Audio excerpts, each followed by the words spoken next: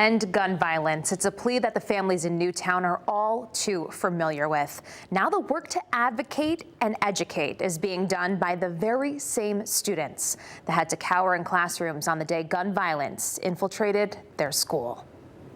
You're never not going to be with us. I like to believe that they're always looking down on us, making sure that we're good, and not only that they're looking down on us, but I'm always looking up at them. For 10 years, Sandy Hook has rallied together for National Gun Violence Awareness Day to call for action after their town was torn apart because of gun violence. We have been pushing for a federal assault weapons ban and other legislation to pass.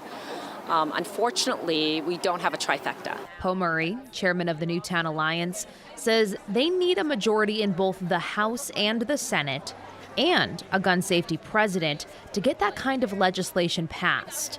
But that has not stopped them from advocating. We've been working really hard just to talk to our elected officials and tell them what they need to hear, which is our stories and what we want to see done in the community and across the country.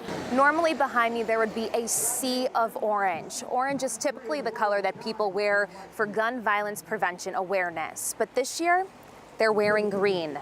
And that's in honor of those 20 first graders that lost their lives in Sandy Hook so many years ago and won't be graduating this year. Everything we do is really for them, especially today on such an important day of Gun Violence Awareness Day.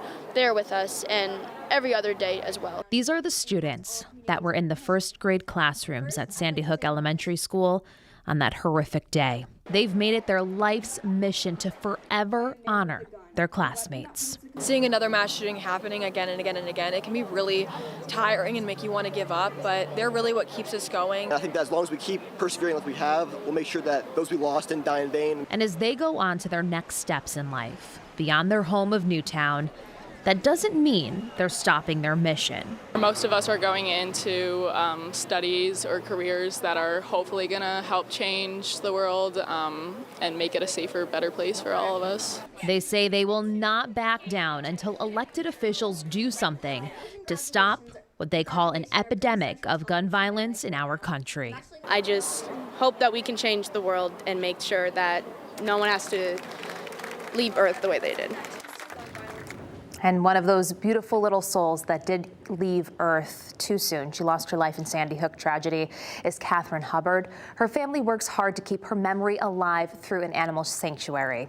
Now tomorrow, the North American Butterfly Association says that they'll be renaming the monarch butterfly the Catherine butterfly for one day in honor of what would have been her 18th birthday. Brent, Sarah.